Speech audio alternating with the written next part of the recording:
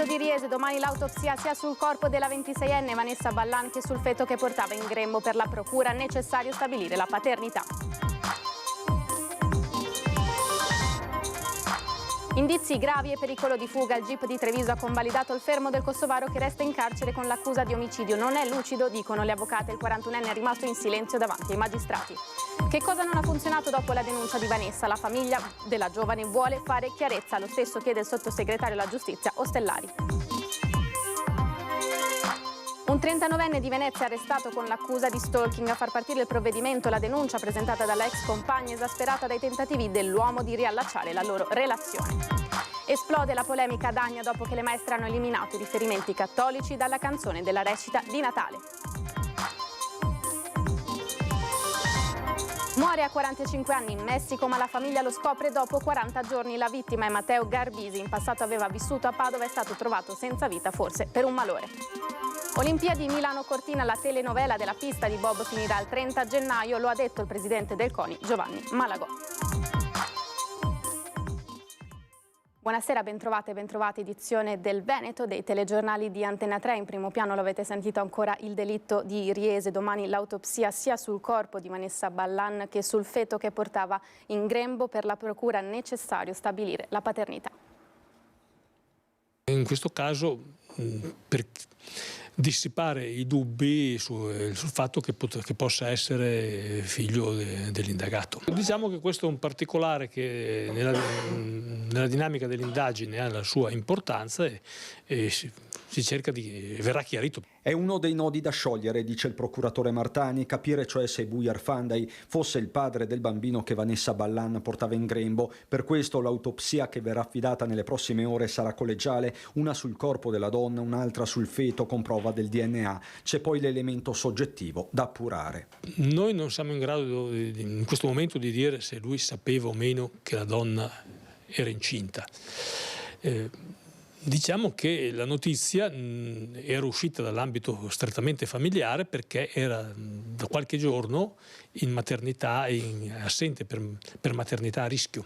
Chiaro che la procura si stia concentrando sulla relazione tra Vanessa e Bujar, sfociata nello stalking e le minacce di lui, l'ultimo episodio in ottobre. Lui è entrato nel supermercato, ha fatto un acquisto modesto, probabilmente era un pretesto per entrare a vederla, e poi l'ha insultata e le ha lanciato queste monetine. E poi messaggi continui. Non solo il kosovaro prospettava alla donna di trasmettere al compagno Nicola video intimi, ma avrebbe anche preteso incontri sessuali, e questo fino alla denuncia del 26 ottobre scorso, quando nella casa del kosovaro scatta la perquisizione. In bella mostra anche una foto che ritrae Bujar, Vanessa e il figlioletto di 4 anni. Uno che la vede pensa che quella sia la famigliola.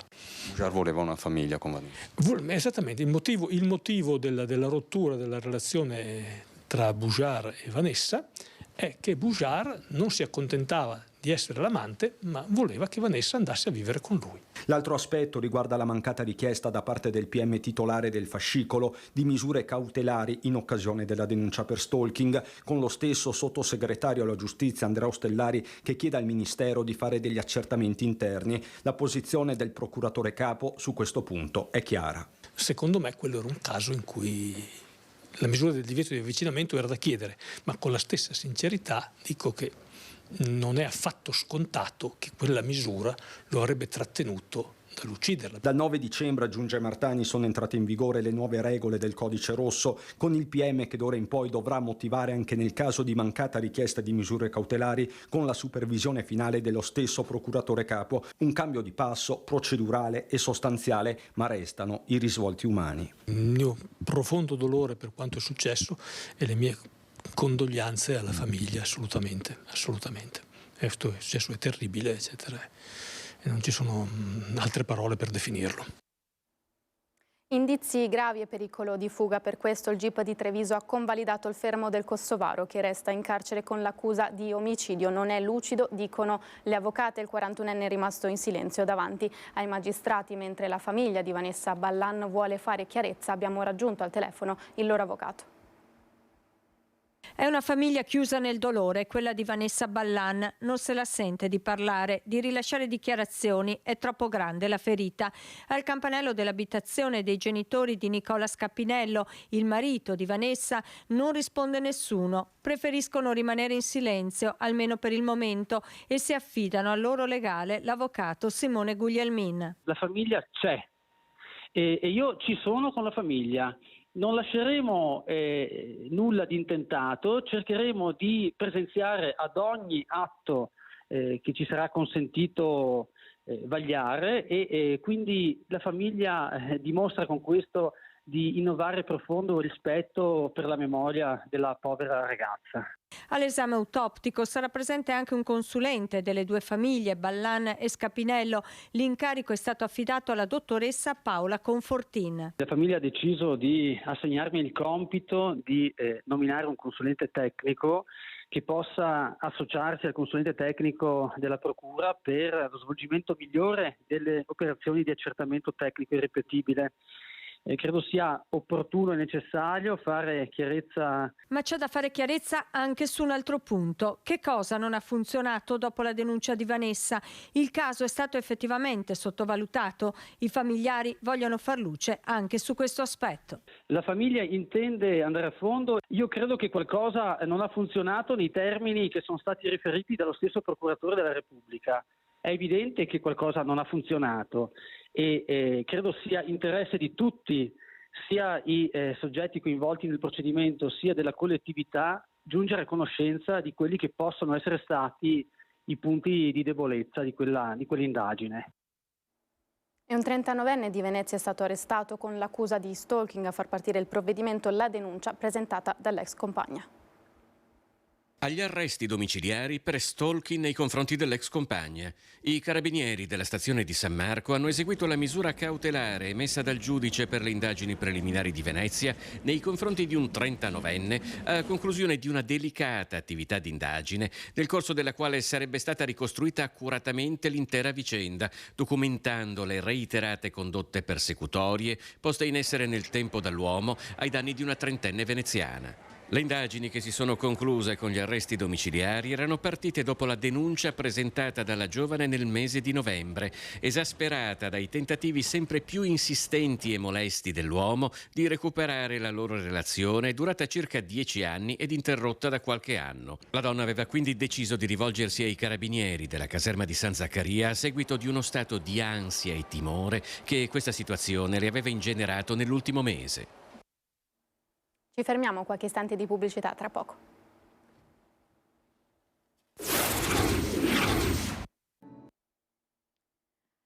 La telenovela della pista di Bob finirà il 30 gennaio, lo ha dichiarato oggi il presidente del CONI Giovanni Malagò alla vigilia della riunione della Fondazione Milano Cortina che domani dovrà esaminare i dossier per la realizzazione del budello a Cortina e per la ristrutturazione di quello di Cesena in Piemonte. Per il CIO la questione è chiara, definita, spiega Malagò, che aggiunge: da cittadino italiano dico che se si possono convincere in un modo diverso è solo con un progetto credibile che deve essere avallato dalle federazioni internazionali.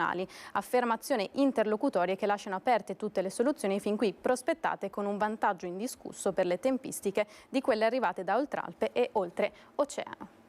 E ora una notizia che giunge ora in redazione. Safilo interrompe l'accordo di licenza con Chiara Ferragni. Comunica appunto l'azienda in una nota l'interruzione dell'accordo di licenza per il design, la produzione e la distribuzione delle collezioni eyewear a marchio Chiara Ferragni. L'interruzione, informa una nota del marchio di occhialeria, avviene a seguito di violazioni di impegni contrattuali assunti dalla titolare del marchio.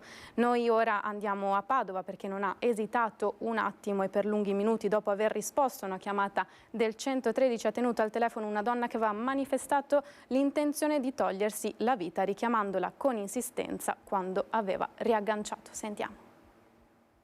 Quando si riceve una chiamata del genere, dove la prima cosa che ti dicono è ho provato a togliermi la vita, mi sono ferita, ho ingoiato il detersivo, la prima cosa che si fa è mandare subito il 118, la volante. Appena accertato che era da sola ed era barricata in casa, abbiamo mandato subito i vigili del fuoco.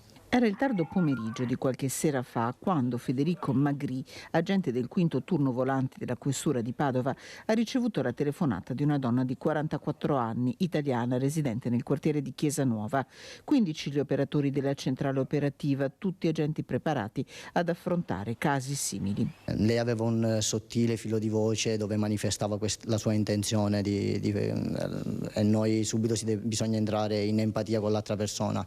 Non mi nascondo che ho anche detto di mangiarmi una pizza con lei o di vederla e di incoraggiarla sempre di più affinché si potesse salvare. Lei per ad un tratto aveva dichiarato anche di lasciare il telefono e di andare ad aprire la porta, ma io ho rifiutato questa sua intenzione, tenendola sempre in linea, e l'ho incoraggiata a portarsi il telefono cellulare sempre con lei, in modo tale da tenermela in linea e sapere che stava ancora in linea con me, diciamo che era ancora viva. Aveva interrotto la conversazione al telefono la donna, ma l'ostinazione di Federico Magri, che l'ha chiamata e richiamata fino a che non ha risposto di nuovo, ha fatto sì che la fiammella della speranza non si spegnesse. Una linea di contatto diretto con i cittadini, il 113, a cui si rivolgono per segnalare reati, ma soprattutto in caso di difficoltà, spiega il questore di Padova, Marco Odorisio. A me piace dire che i cittadini devono respirarci, devono vederci, devono sentirci, anche perché per dare rassicurazione quello che possiamo fare lo facciamo veramente con spirito di servizio, inteso nella sua più nobile accezione del verbo servire, altruità, disponibilità, aiuto, sostegno. Un bel Natale passerà, forse le parrà di aver fatto davvero il suo dovere. Per noi si può dire che è sempre Natale, non si salva solo a Natale, ma si salva sempre, si fa sempre il possibile per salvare l'altra persona. Sicuramente è un Natale diverso sia per noi, sia per la Polizia di Stato e sia per la persona che è stata salvata e per la famiglia.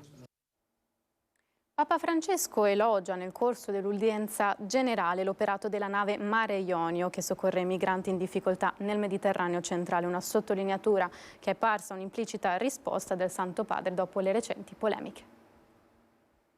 Cosa ne pensa Papa Francesco circa le recenti polemiche che hanno riguardato la ONG mediterranea e l'armatore mestrino Luca Casarini, circa presunti finanziamenti che la ONG avrebbe ricevuto dalla Conferenza Episcopale Italiana?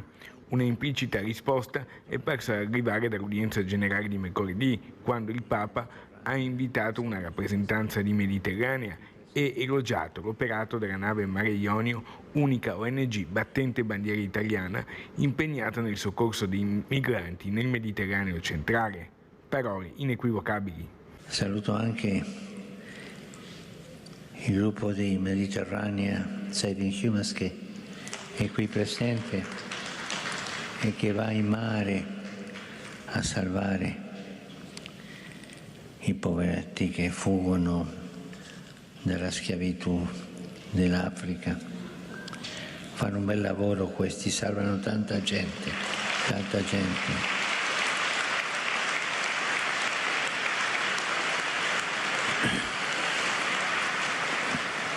E che non dimentichiamo la gente, i popoli che soffrono il male della guerra. Le guerre sempre sono una sconfitta. Il rapporto di stima reciproca tra il Santo Padre e Casarini è noto e ben solido. Casarini che, in esclusiva per Media Nord Est, ha commentato così. Papa Francesco, come sempre, ci ha donato il suo affetto e il suo sostegno.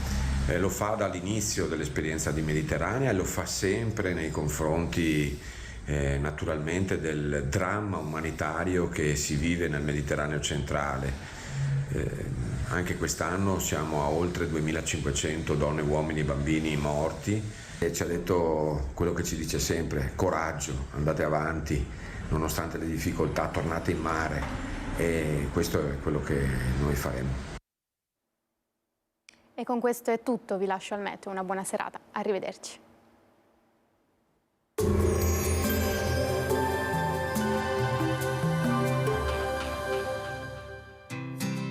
L'Unic Star, le uniche pagliette antibatteriche in commercio, prodotte anche per i marchi più importanti, sia nazionali che internazionali.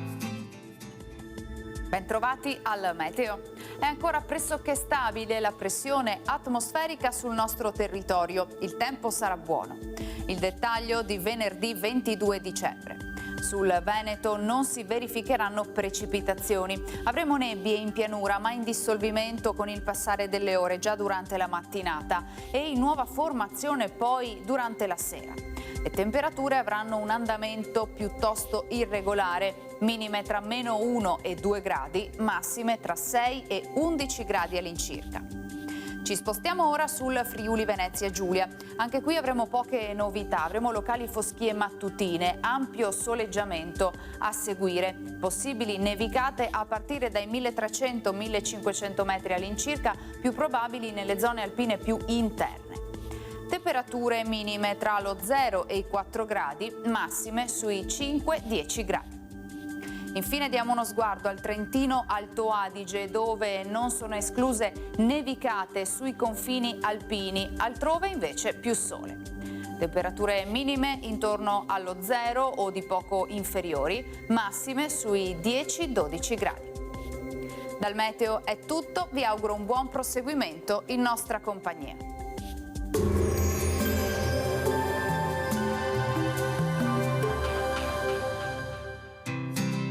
L'Unic Star, le uniche pagliette antibatteriche in commercio, prodotte anche per i marchi più importanti, sia nazionali che internazionali.